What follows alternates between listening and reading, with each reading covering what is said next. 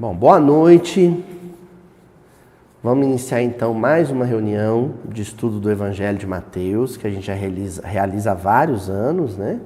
Atualmente nós estamos estudando o capítulo 15 do Evangelho de Mateus e finalizando hoje uma passagem, conhecida como a cura da filha de uma mulher cananeia, ou então uma mulher sírio-fenícia, vai depender do tradutor, o título da passagem.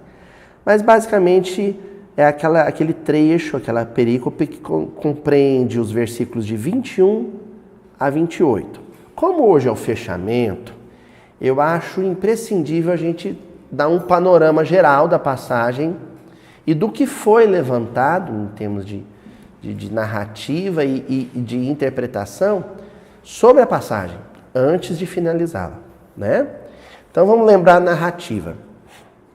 Jesus tinha acabado de ter um embate, aquele embate com os fariseus e escribas, né, doutores da lei, sobre a questão da ablução das mãos, da limpeza das mãos antes das refeições, né, que é uma limpeza, no caso aqui, ritual, litúrgica, né, não se trata de higiene propriamente dita, né, mas de um símbolo religioso, né. E aí ele se desloca da Galileia, da região da Galileia, com os discípulos na direção norte da Palestina, que coincide com a região onde atualmente fica a Síria e o Líbano, né? Ali na região entre as cidades de Tiro e Sidom, né? Hoje Sidom, por exemplo, se chama Saida. Eu não sei como que é a pronúncia hoje de Tiro, mas Sidom eu sei que hoje se chama Saida. Quando eles estavam nessa região, uma mulher de origem grega, mas que vivia ali na região, se aproxima de Jesus e dos discípulos com uma criança, uma jovenzinha, não é mencionada a idade, que ela apresenta como sofrendo de endemoniamento, um processo de assédio espiritual. Ela devia ter as razões dela, características específicas do caso da menina, que fez ela concluir que era um assédio espiritual, sofredor, infeliz, né? Então ela apresenta a menina para Jesus e pede para que Jesus a cure. Bom, se estabelece ali então um diálogo entre Jesus, os discípulos e a mulher. Ora Jesus se comunicando com os discípulos, ora ele se comunicando com a mulher. Quase sempre com a mulher, mas tendo os discípulos como espectadores. O exemplo melhor que eu encontrei para definir essa situação foi aquela circunstância, volto a repetir, que envolve o médico residente, né, o médico que acabou de se formar, que ainda está na fase de especialização, né, que está ali vivendo uma espécie de estágio médico, né? Junto com o veterano, o médico veterano, professor, que aqui é representado pela figura de Jesus, e o paciente, que é a menina, e o familiar do paciente, que é a mãe, né? É uma situação de residência médica em pediatria, vamos dizer assim, né? Esse é o quadro que se apresenta. Porque existe ali o drama vivido pela mulher, pela família da mulher, e o drama vivido pelos discípulos. Vamos apresentar primeiro o drama vivido pelos discípulos. Eles acabaram de ser vítimas de um processo muito humilhante de segregação, de preconceito, em que os fariseus, doutores de Jerusalém, os acusavam de serem transfugas da lei, de desrespeitarem as tradições, por não lavarem as mãos antes das refeições. Eram judeus, os discípulos eram judeus, mas sofriam com esse preconceito, porque eram galileus. E a Galileia sempre foi uma região que era tida como menos pura ou menos legítima, quando o assunto era judaísmo. Galileia vem da expressão Galil Hagoim, né? Ou círculo dos gentios, a região dos gentios. Porque durante a presença assíria na região, Os assírios, eles fizeram uma miscelânea de povos escravizados ali. Misturaram povos escravizados naquela região.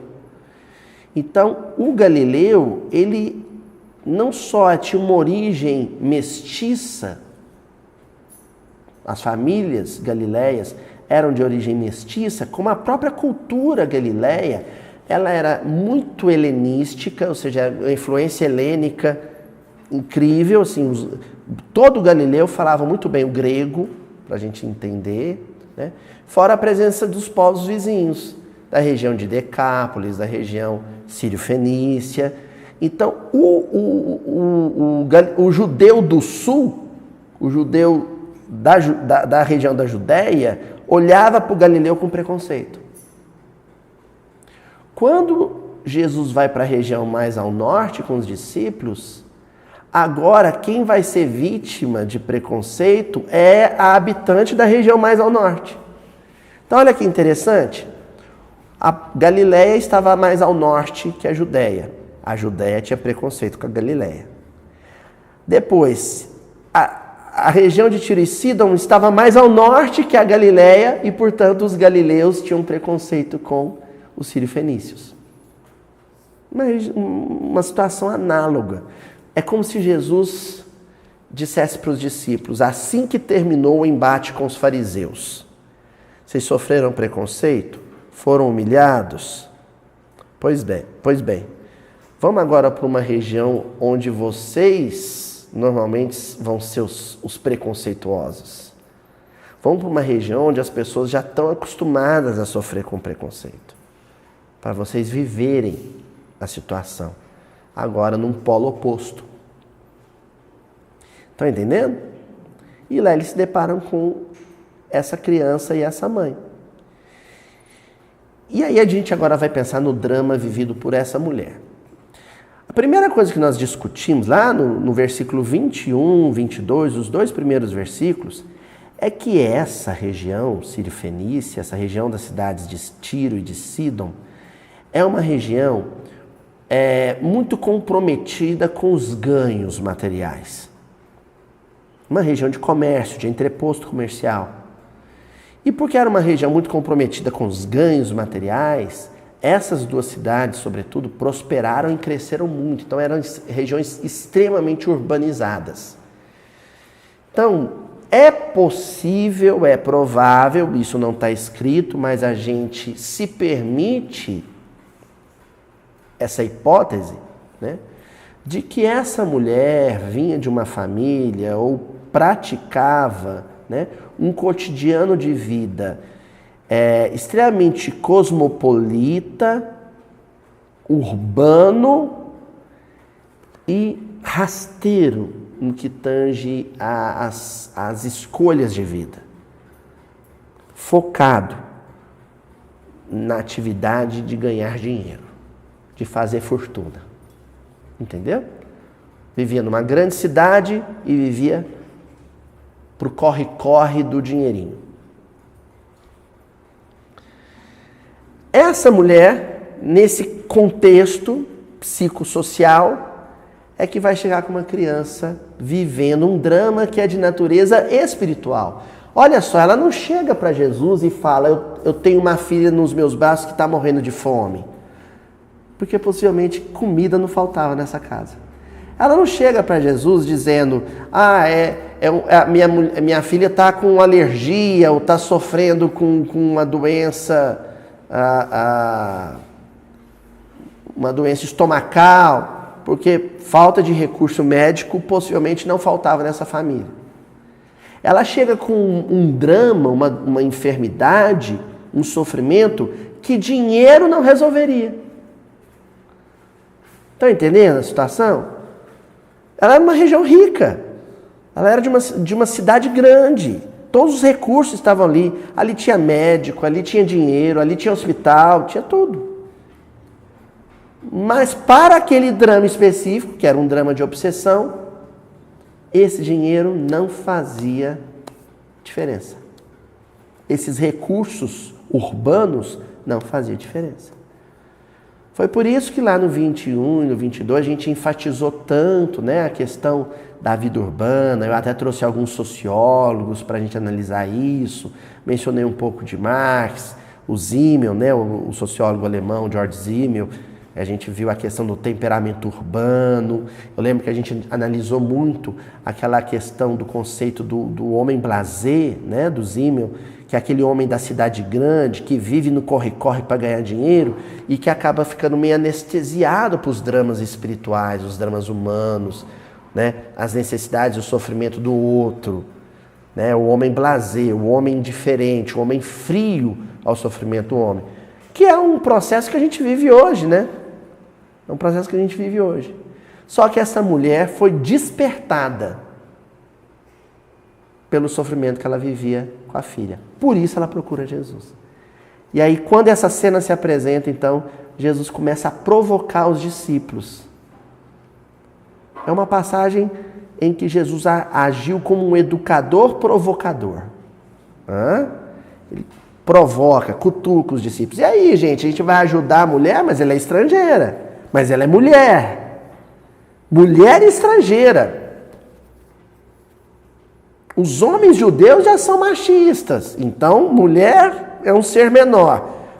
E nacionalistas. Então, um estrangeiro é um ser menor. E aí, ajuda essa mulher. Ela é como se fosse um cachorrinho, não é?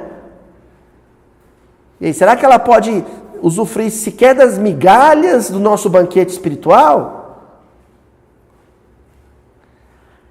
Os discípulos não respondem, eles estão, né, em choque com a circunstância que Jesus foi conduzindo para o aprendizado deles. Mas a própria mulher responde: ah, sim, mestre, pelo menos a migalha eu mereço e vou fazer bom proveito dela. É onde a gente para a semana passada. Como era uma mulher consciente do que estava se dando ali. Ela tinha consciência de que o drama da filha não se resolveria com a prosperidade da sua região. Ela tinha consciência de que o drama da filha só poderia ser resolvido por aquele Deus espiritual, imaterial, o único dos judeus, mas também tinha consciência de que ela, como mulher e estrangeira, não era bem-vinda pelos judeus. Fizemos um panorama geral, né? Essa é a passagem. Tá bom? Hoje nós vamos então para o versículo 28, capítulo 15 de Mateus. Então, em resposta, Jesus lhe disse: ó mulher, é grande a tua fé, seja feito para ti como desejas. E desde aquela hora, sua filha foi curada. É o final feliz, né? É o final feliz. Jesus prestou o socorro. Ali, ele apresenta um quesito que vai acompanhar os discípulos em toda a sua carreira apostólica. O que determina se alguém vai receber amparo espiritual ou não das mãos de um cristão não é sua origem étnica, religiosa, sua condição de gênero, nada disso.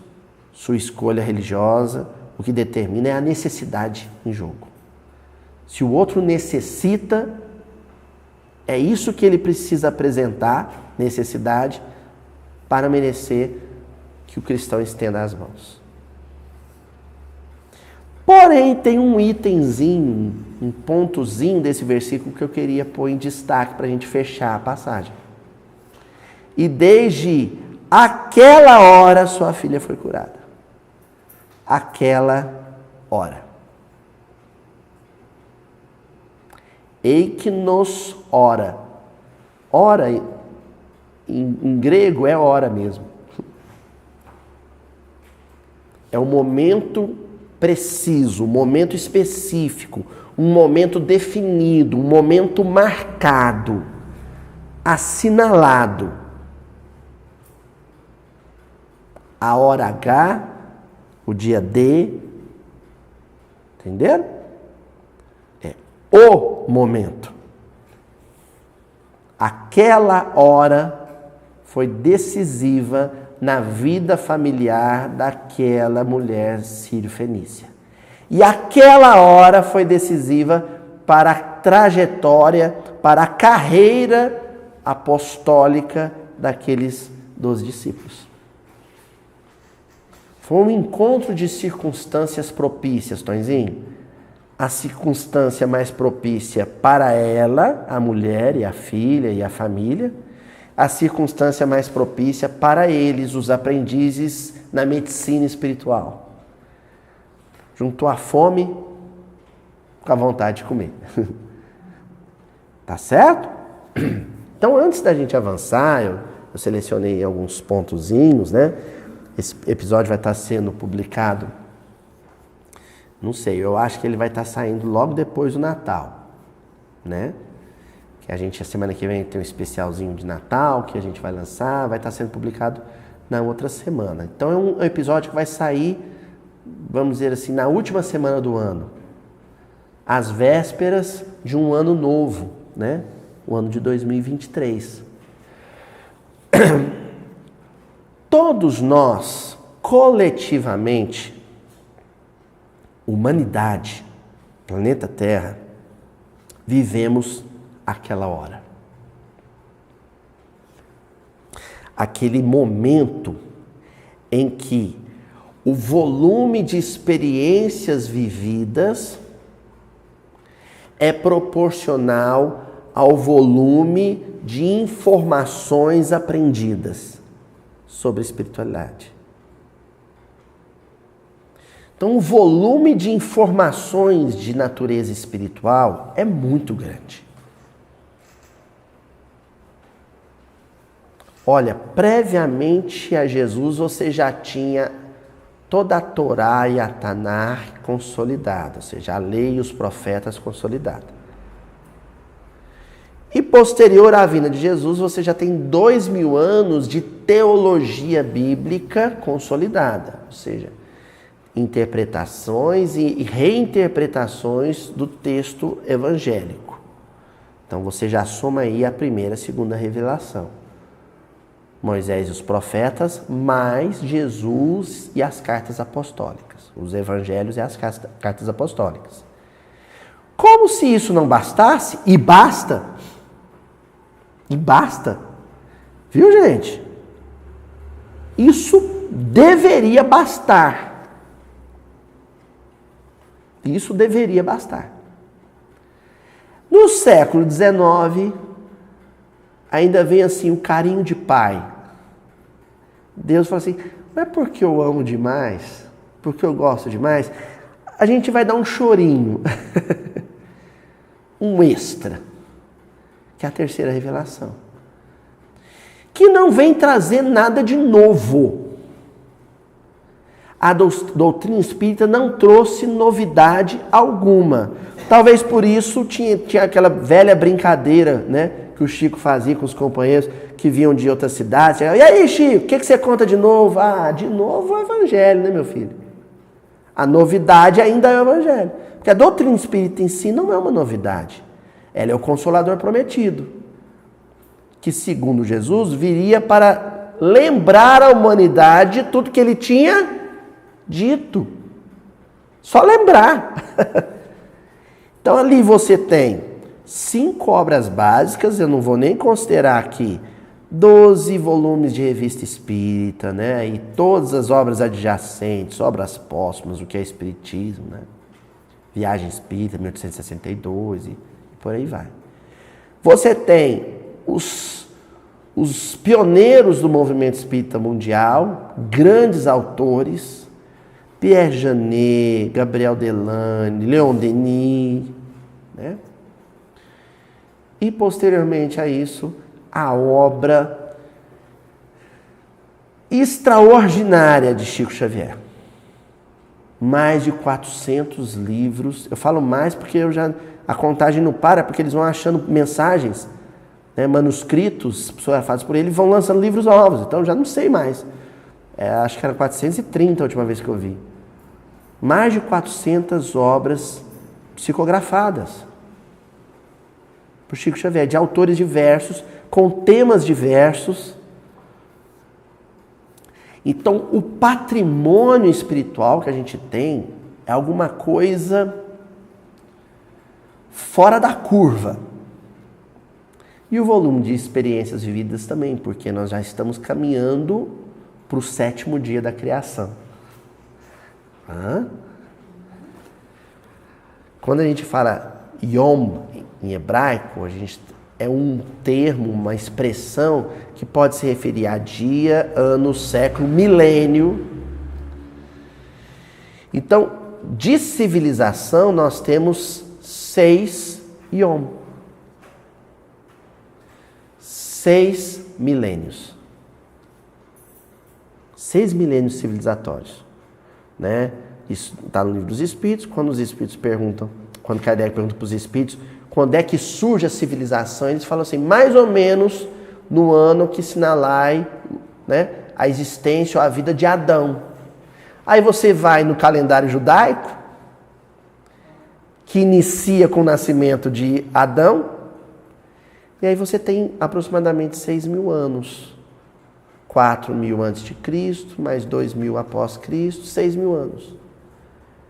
No 7º dia, Deus descansa, não é? Ou seja, agora parou revelação. Agora, o que tem aí é o que a gente vai ter que se virar com isso. Porém, nós temos 1.000 anos agora para transformar isso em transformação. Transformar letra espiritual e experiência acumulada em transformação de caráter, de personalidade, de índole, de tendência. Nos próximos 1.000 anos. Por isso que eu também não sou dessa de data limite. Nós temos mais ou menos 1.000 anos. Sim, os ciclos, né, são sabáticos. São ciclos de 7.000 anos. Então nós temos mais ou menos uns 1.000 anos para tomar jeito. Para virar gente. Entendeu? Nós temos aí uns 1.000 anos para virar gente. Ah, mas será? Eu acho 1.000 anos pouco. Deus vai dar alguns bons motivos para a gente, ó. Lá, mãe de roça. Quem vai lembrar? Mãe de roça, que era assim: menino, passa varinha para tomar banho. Ah, mãe, passa. Ah, mãe. Aí ela metia a mão na Havaiana, sem propaganda, né? No tamanco, na varinha de goiabeira. Ó, menino, ó. Rapidinho entrava para tomar banho, não era assim? Deus vai dar alguns bons motivos para a gente pegar a experiência acumulada, são séculos e séculos de encarnações sucessivas, mais a letra espiritual adquirida e transformar, converter isso em caráter renovado. Este ponto que nós estamos vivendo agora, coletivamente, é aquela hora. É a hora H. É o Yom. É o 7º Yom. Tá bom? E individualmente? Aí a conversa é outra. Porque por mais que exista um planejamento de natureza coletiva e planetária, existe uma experiência que é individual. Uns estão mais despertos que outros, uns estão mais adiantados que outros. E esse é um serviço íntimo de cada um. O que nós vamos fazer hoje, comentando essa hora H aqui, aquela hora, é refletir um pouco mais sobre as nossas experiências individuais. Tá? Tem o Rosh Hashanah, né? A cabeça do ano, né? O ano novo judaico, o Rosh Hashanah é como se fosse o ano novo judaico. Aí você tem ali um período de reflexão, de meditação, muito interessante, né? Para o Yom Kippur, né? O dia do perdão. Esse dia do perdão, gente, é quando Deus te dá uma nova oportunidade, um outro ano. Você expiou aquilo, você assumiu os seus enganos, os seus erros, as suas burradas do último ano, põe tudo isso aos pés de Deus, fala, ó, me dá mais uma chance, Me dá uma outra oportunidade. E aí começa um ano novo. Essa época que a gente está é época disso. É uma época para isso. Propícia para isso. Entenderam? Então vamos lá. Vamos ver o que eu selecionei aqui. O título do livro já é um negócio sugestivo. Atenção. O livro se chama Atenção. Lá no capítulo 12 do livro Atenção, acorda, escuta, Shema Israel, né? Lá no capítulo 12, esse capítulo a gente acha que não tem nada fora de lugar na obra do Chico Xavier, né? 12, as 12 tribos de Israel, os 12 discípulos, o Lamed, né? A liderança. Ou seja, esse texto é dirigido para quem é 12, para quem é Lamed, para quem tem uma função pastoral na família, no país, o espírita. E o título é Instante de Luz, a hora H. Aquela hora, instante de luz. Eu separei 2 trechinhos curtinhos. O primeiro, essa é uma mensagem do Emmanuel. O Emmanuel diz assim: a hora de crise é a hora de luz. E o momento de revisão das nossas próprias fraquezas. Eu vou falar um negócio aqui que no Ocidente se interpreta mal. Meu sogro, ele adora contar piada, William. E aí ele conta a mesma piada, a mesma piada, a mesma piada. Aí eu já te contei a piada tal. Aí você fala, já, seu Célice, mas eu vou contar de novo. E conta de novo.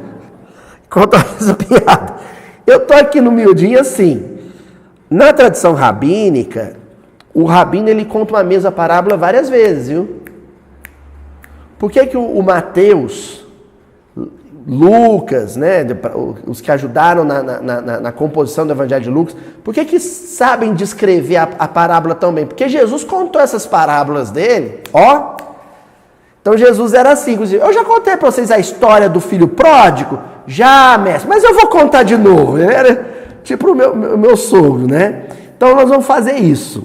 Eu já contei para vocês aqui a origem da palavra crise, a etimologia da palavra crise. Não contei? Mas eu vou contar de novo. Crise, né? Vem de um radical grego que é cri. Cri. Transliterando e traduzindo para a fonética nossa, cri, C-R-Y, cri. Cri quer dizer separar. Aquele trabalhinho lá do feijão, sabe? Catar feijão. Você vai limpar o feijão, vai catar pedra e palha no feijão. Esse movimento de separar o feijão, que vai para a panela, da pedra, o galinho, a palha que vem sacado junto, esse movimento é o cri. O que não presta, lixo. O que presta, panela. Crise, a palavra crise, vem desse radical grego. A crise é o momento de fazer a cata, a separação do que não presta na minha vida e o que presta, o que deve ser valorizado. Ou melhor, quando eu digo minha vida, já é a hora de eu separar do meu marido, então. Não, é na personalidade. Na personalidade. Entendeu? Na minha personalidade. Momento de crise. Não é hora de eu reclamar, de eu blasfemar, de eu amaldiçoar. Momento de crise. Crise familiar. Estamos vendo uma crise familiar, uma crise do casamento, uma crise lá na empresa, uma crise no país. Não é hora de você achar culpados, quem é pior, quem é melhor. Não. É hora de você olhar para dentro e nesse momento crítico, fazer a crítica. O que é fazer a crítica?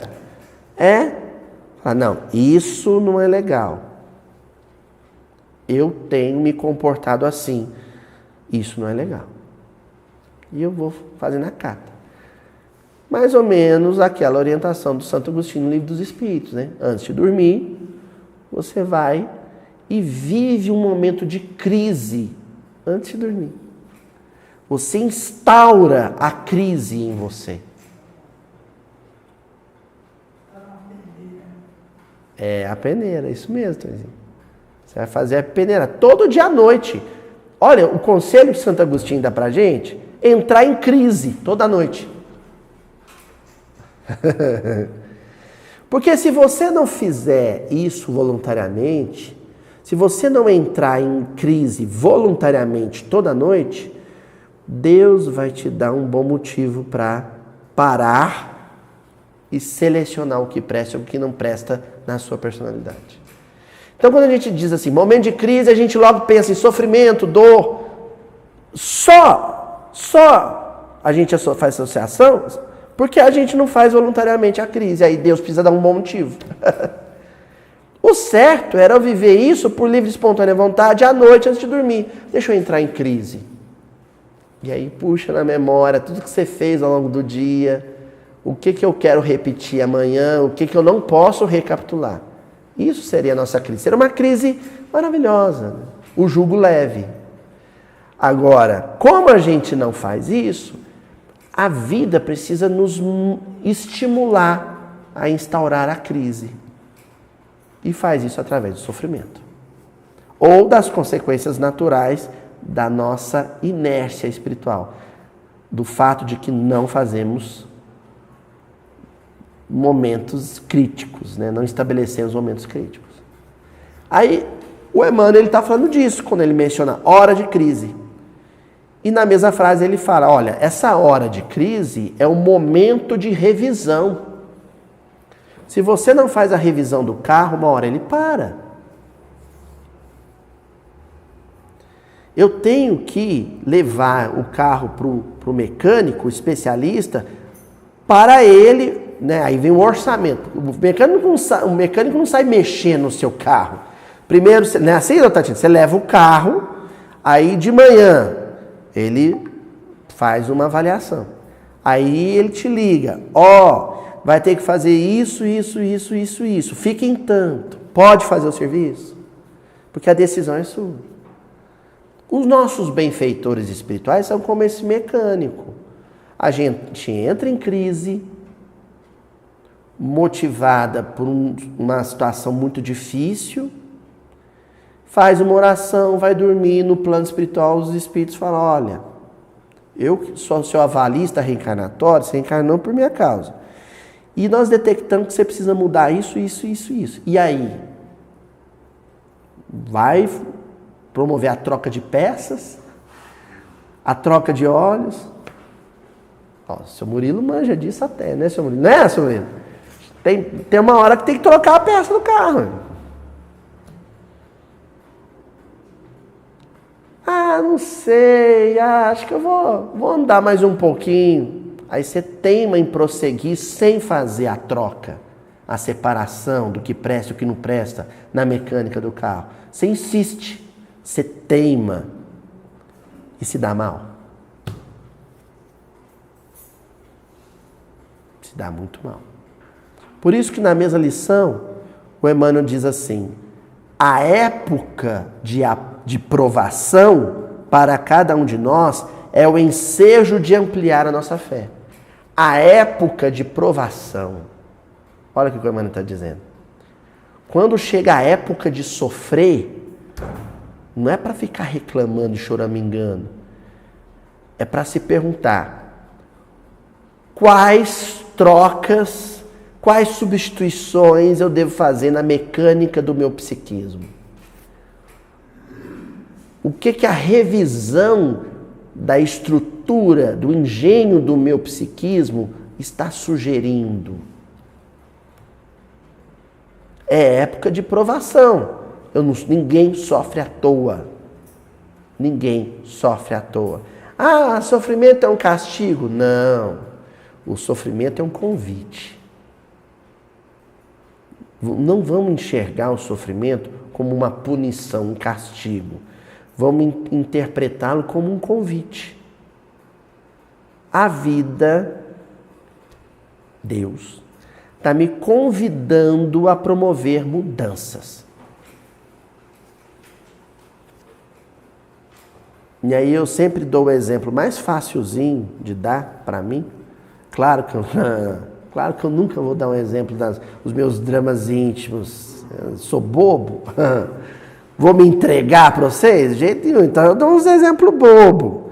Né? Aloísio tem crise de coluna. O que é a crise de coluna?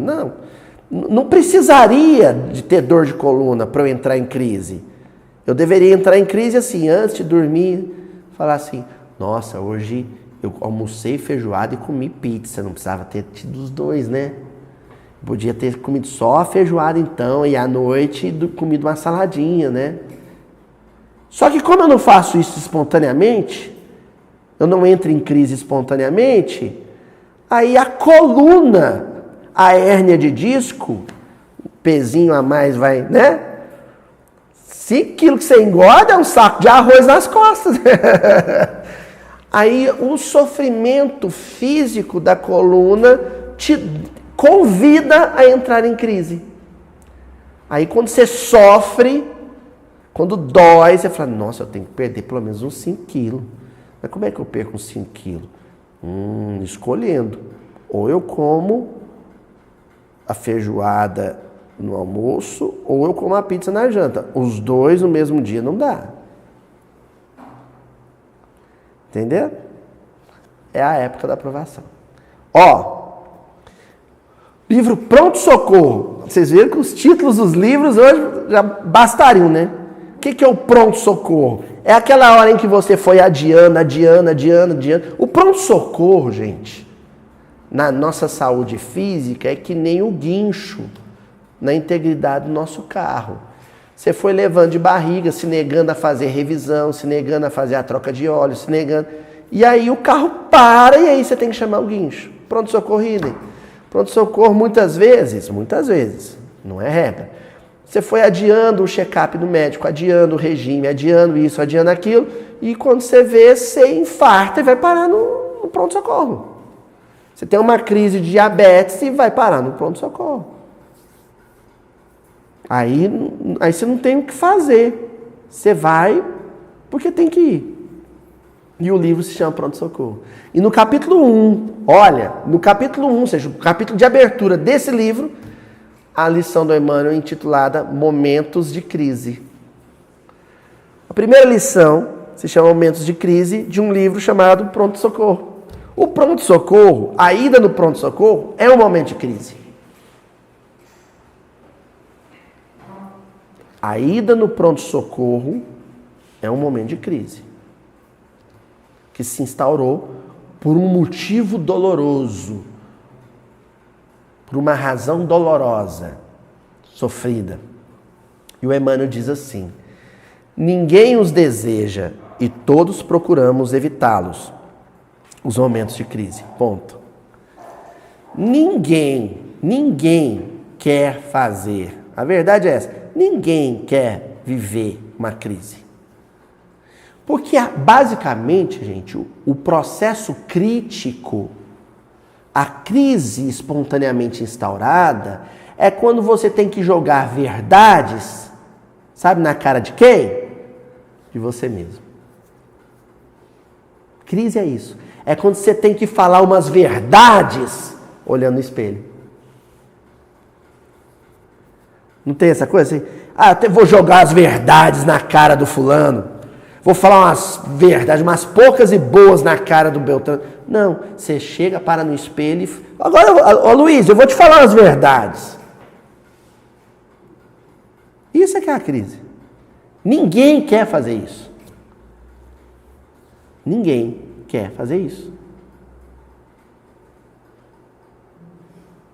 Aí Deus, quando eu digo Deus, Ele agindo por meio dos seus servos, dos técnicos em vida do mundo espiritual. São técnicos em vida.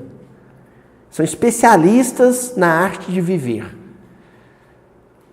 Eles vão nos dar bons motivos, vão manipular, gerenciar circunstâncias convidativas a essa crise necessária, a essa crítica necessária. E aí o Emmanuel acrescenta, as crises são fases de mudança, às vezes marcadas por enormes tribulações, das quais a divina providência, utilizando recursos que desconhecemos, nos trará a renovação necessária e o amanhã melhor. Fases de mudança. E aí, como é que tá, fulano? Tô numa fase ruim. Não fala isso não. Tô ótimo, tô vivendo uma fase de mudanças. O futebol brasileiro vive uma fase de mudanças. Não é assim? O Vascão ficou 2 temporadas seguintes na segunda divisão. Uma fase de mudanças. Uma fase crítica. Né? Já estamos fazendo contratações, um novo técnico, tchau Jorginho, e as coisas vão melhorando. Não é assim? E o Flamengo há de viver essa fase de mudança. Está demorando, mas vai viver essa fase de mudança. Uma hora vai chegar. Livro Taça de Luz. Achei interessante esse título também para o contexto das festas, né, de Natal, Ano Novo. Taça de Luz. A gente ergue taças, né, para brindar, né, durante o Ano Novo, Natal, né? Só que as taças que nós erguemos para brindar nas festas de final de ano, elas têm por objetivo, por função, nos embriagar, nos roubar a lucidez e a segurança. A ideia é essa, né? A ideia é essa, é você entrar em torpor. Aqui, essa que o Emmanuel está propondo é o contrário. Ela é uma taça que o conteúdo, quando você bebe, você fica mais acordado, mais desperto, mais lúcido, mais atento. Para quê? Para fazer a crítica. E aí na lição 14, no capítulo 14, o título é, abre aspas, a hora é, 3 pontinhos. A hora é. Por que ele deixa reticências no título da lição? Porque isso é de fora o íntimo. Eu sei de mim. Essa hora, este momento, o primeiro mês de 2023, representa o que para mim? É hora de fazer quais mudanças? Porque a reticência não é se vai ter mudança, não. Vai ter. É quais mudanças? Que tipo de mudança? E aí o Emmanuel inicia dizendo assim, se estamos realmente empenhados na lavoura do Espiritismo com Jesus, não olvidemos que a hora é de trabalho ativo para cada um de nós na caridade cristã. Então, se eu sou espírita, estou numa hora dessa dentro desse salão, debaixo desse teto, avaliar quais tipos de mudanças devem acontecer na minha vida é um processo delicado, íntimo e intransferível. Agora, uma coisa é certa. Paralelo a isso, tenho o meu compromisso com Jesus. E no meu compromisso com Jesus, a hora é de trabalho.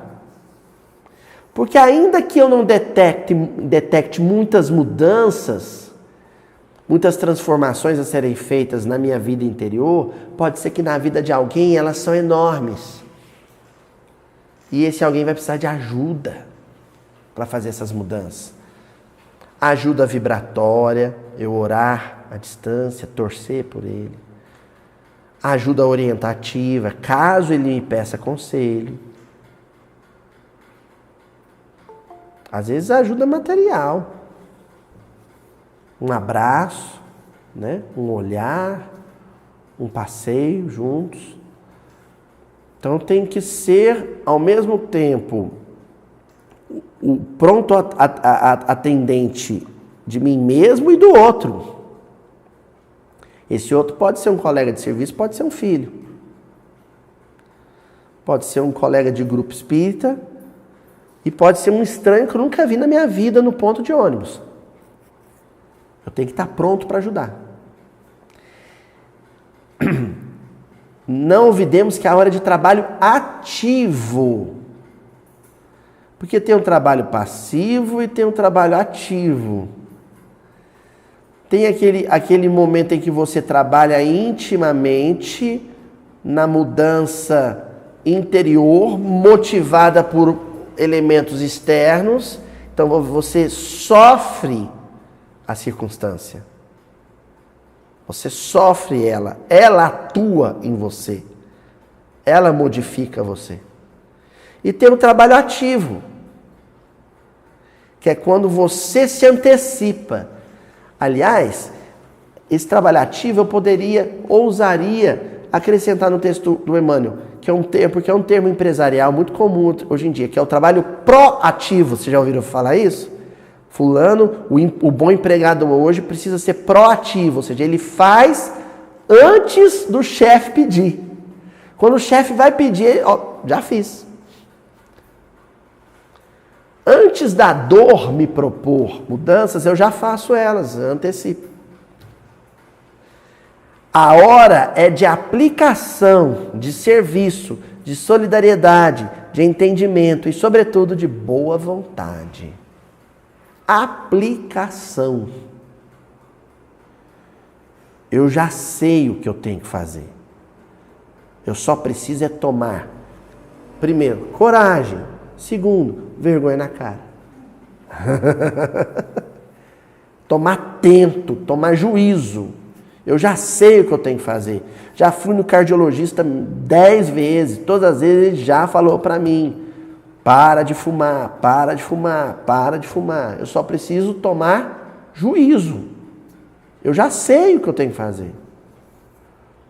Já fui no endócrino, né, Maria? Várias vezes o endocrinologista já falou para mim: não pode comer doce, não pode comer doce. Eu já sei, se eu como doce, eu passo mal. Se eu vou na feirinha beneficente do centro e lá tem um bolo de chocolate, né, Maria? Eu já sei, eu não posso comer. Aí eu teimo. Como? O que acontece, Maria? Maria, uai! Né? Então o que eu preciso é de aplicação daquilo que eu já sei.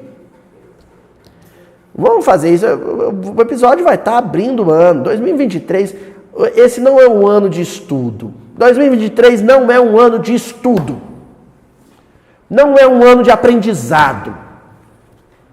2023 é um ano de aplicação. Olha, vamos completar agora, 18 de janeiro, 11 anos, né? 11 anos, né? 11 anos. É 11. Acho que é 12. Agora eu não me lembro mais.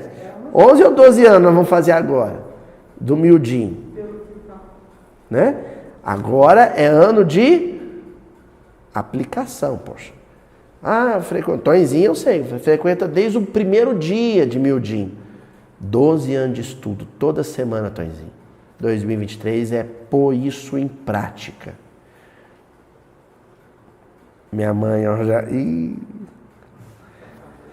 Livro, Hora Certa. Os títulos dos livros hoje estão ótimos. Hora Certa, capítulo 1. Agora, não depois. Num livro chamado Hora Certa, primeiro capítulo, o Emmanuel põe o título assim: agora, não depois.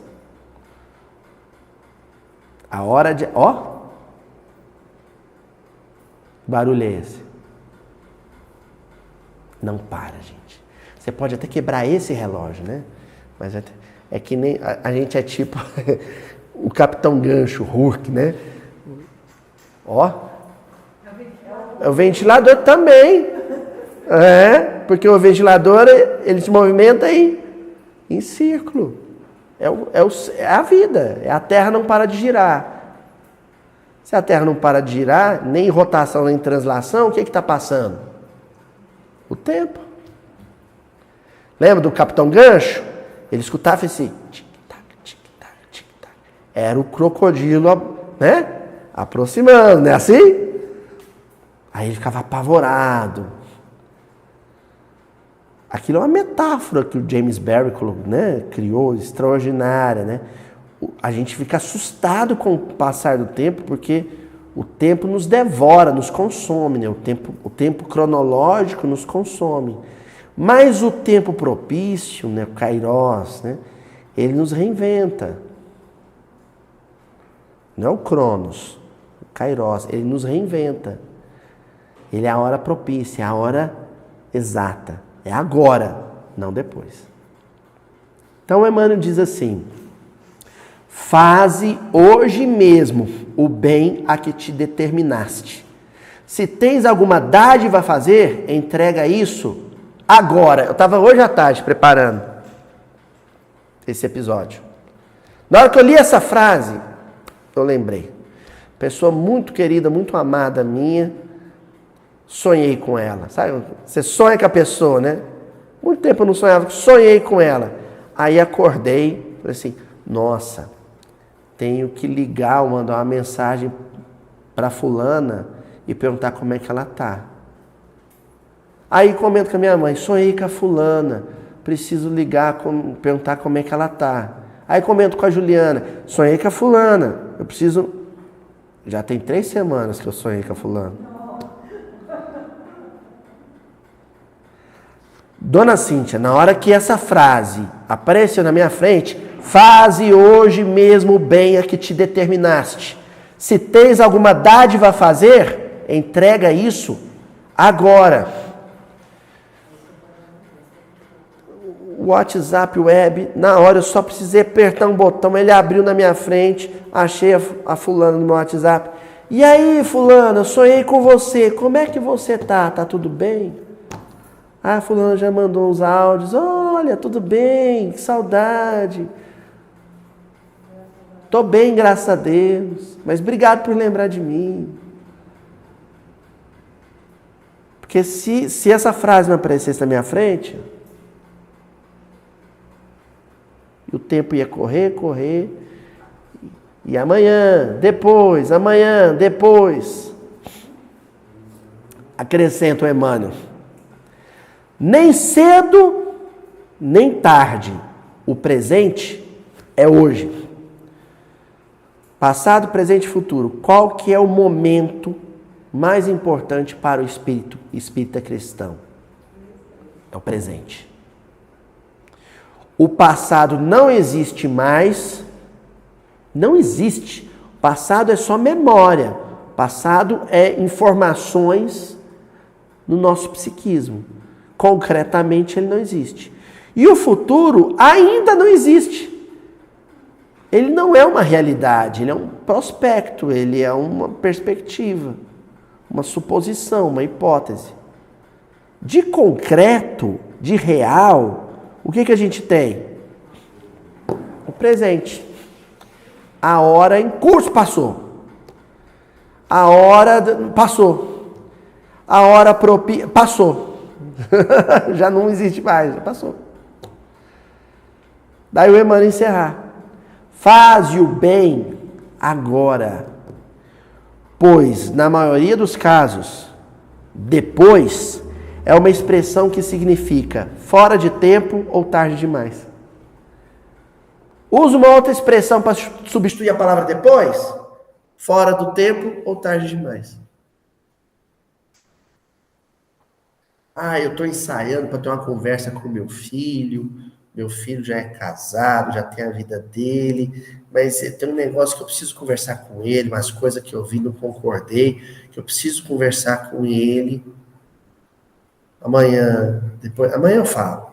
Aí depois eu falo. Não fala. Pronto. Pior aconteceu. Nossa, eu tive para falar com ele sobre isso.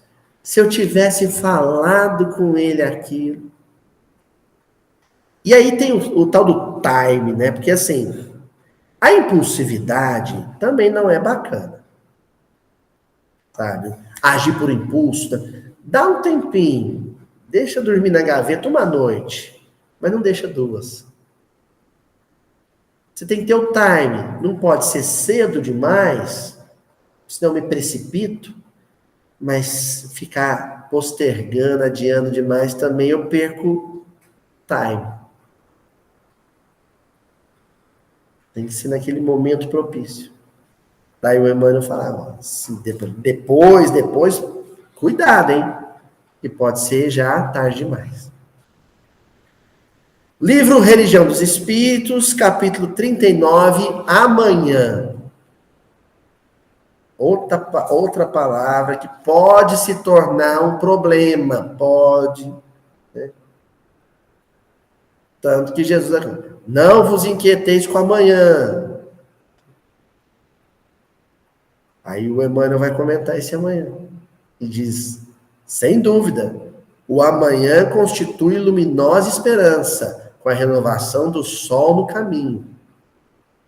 Mas também representa o serviço que deixamos de realizar. Pode ser que a minha ressaca moral de amanhã seja em função daquilo que eu deixei de fazer ontem.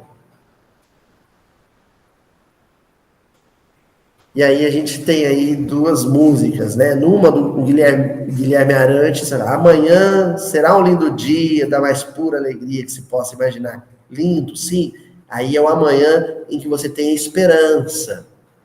Mas esse amanhã só vai ser luminoso e esperançoso se você considerar a música do Geraldo Vandré. Quem sabe faz a hora, não espera acontecer. Então, faz hoje, faz agora, para que o amanhã não seja aquele momento do ai, por que eu não fiz aquilo? Do arrependimento moral. Daí o amanhã acrescentar. É da lei que a conta durma com o devedor, acordando com ele no dia seguinte. Todo instante é recurso de começar o melhor. Se você tem uma demanda, um problema a resolver e dormir, amanhã você vai acordar com ele. Então isso tem 2 lados. Primeiro é aquele em que você está muito ansioso e você falar para você mesmo, não, eu vou dormir, porque amanhã o problema vai estar aí mesmo e não vai sumir. Então amanhã eu resolvo. Isso é o que a gente poderia definir como prudência. Por outro lado, se você fala assim, eu vou dormir na expectativa de amanhã o problema não vai estar aí mais, isso é um grande engano, uma grande ilusão, porque amanhã o problema está lá. E depois de amanhã também. E depois de amanhã também. Aí você fica adiando e o problema está lá.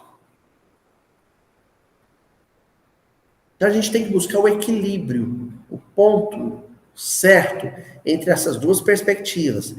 A do prudente, que não se precipita, mas também o proativo, que não espera demais para fazer. E qual que é a medida, o ponto do doce, Aloysio? Sei lá. Sei não, gente. E se eu não souber a medida? Deus ensina. Como? Nem queira saber. Nem queira saber como. Mas uma coisa é certa, você nunca mais vai esquecer esse como. Livro Coragem. Coragem, né? Para mudar, precisa de coragem. Aí uma lição do André Luiz, no capítulo 27. Ajuda-te hoje. Ajuda-te hoje. Olha, já não é mais uma coisa de ajudar o outro, é ajudar a si mesmo. Porque se você não tem competência para se autossocorrer, você não vai ter competência para ajudar ninguém. Por isso o Emmanuel diz, temos o passado a resgatar, o presente a viver e o futuro a construir. Mas vocês perceberam nessa frase onde é que está a vida? No presente. Temos o passado a resgatar, o futuro a construir, mas o resgate do passado e a construção do futuro acontece no presente. O presente a viver. A vida acontece agora. A vida é agora. Por isso que quando eu sofro eternamente com um processo que já passou, eu estou perdendo, estou deixando de viver. E quando eu sofro eternamente com alguma coisa que nem aconteceu, eu estou deixando de viver. O saudosista não vive. O ansioso não vive. É hoje. Lembremos-nos, assim, de que nas concessões da providência divina, o nosso mais precioso lugar de trabalho chama-se aqui e o nosso melhor tempo chama-se agora. Quando eu li essa passagem, eu lembrei de uma das músicas que eu mais adoro do Gilberto Gil, que é Aqui e Agora. Nós vamos encerrar aqui com... E aí eu vivi um drama, né? Porque eu queria colocar essa frase do Gilberto Gil, né? O melhor lugar do mundo é aqui e agora. Uma música que eu adoro, uma música da década de 80 já, na fase mais madura da obra dele, né? O melhor lugar do mundo é aqui e agora. Só que aí eu estava em dúvida se eu usava uma também da música Tempo Rei. Porque o pessoal que está acompanhando em casa está percebendo que eu estou deixando sempre uma frase de impacto, com alguma imagem de impacto no final. E aí eu não sabia se eu usava essa frase ou se eu usava o Tempo Rei, né? E aí, na hora que eu fiz esse slide aqui, que depois vocês vão ver em casa, os meninos estão vendo agora em casa, o melhor lugar do mundo é aqui agora. Eu achei uma foto do Gil ancião, o Gil velho, o Gil de 80 anos. Não o menino da Tropicália. A imagem, eu podia colocar qualquer outro ancião, eu coloquei o autor da música, né? Um ancião, um venerando, que deve representar o quê?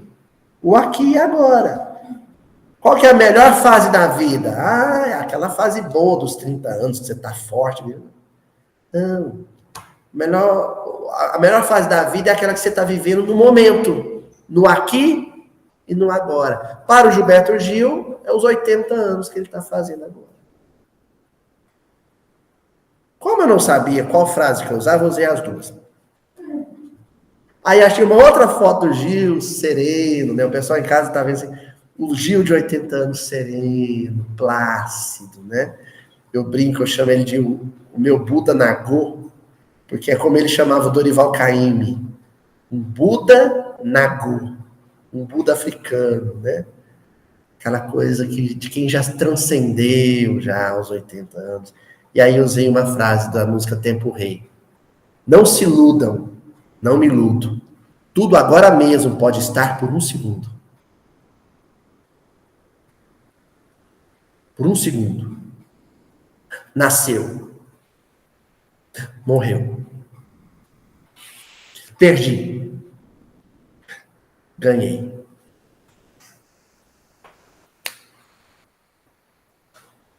Tudo pode estar nesse exato momento por um segundo. Então eu tenho que viver como se a minha vida estivesse o tempo inteiro por um triz. Eu, como espírita, tenho o dever de usar a reencarnação para consolar o outro, mas esquecer que ela existe quando for para viver a minha vida.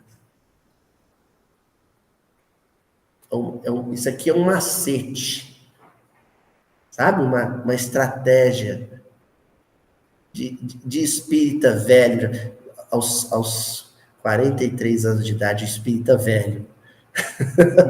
Que é assim, não é, Cíntia? A reencarnação, ela é consoladora para quem perdeu a esperança, para quem está em desespero e acha que tudo acabou. Por exemplo, perdeu um filho, né? A reencarnação vem para consolar.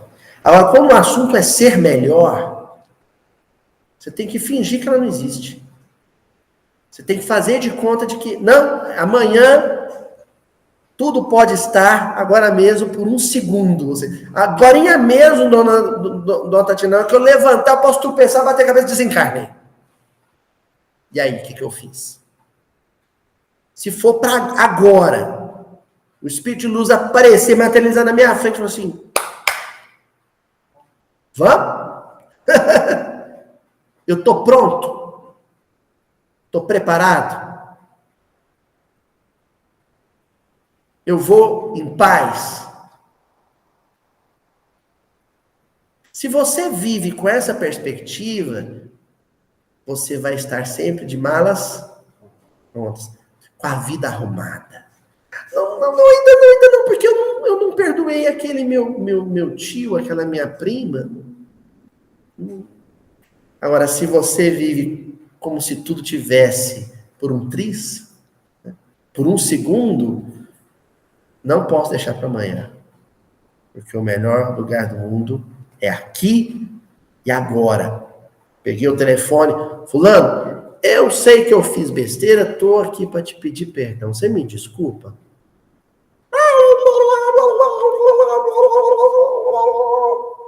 Tá bom, fique em paz também. Um abraço. Tô em paz. Ele não me perdoou, mas agora o problema é só dele. A minha parte do problema eu resolvi.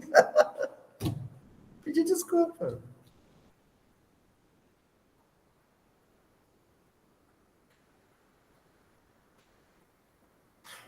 Fulano, eu tô te ligando porque você me magoou muito, eu tô te ligando para te dizer que eu te perdoei. Tá bom. Ele não se perdoou, mas eu perdoei ele. A minha parte do problema está resolvido. Não se iludam. Não me iludo. Tudo agora mesmo pode estar por um segundo. Paz. Hoje, agora. Cerra o miudinho e vive o presente, o agora, como se fosse o último segundo da existência da humanidade. Mesmo a gente sabendo que não é. Mas viva como se fosse. Bom? Bom, pessoal da internet, feliz ano novo.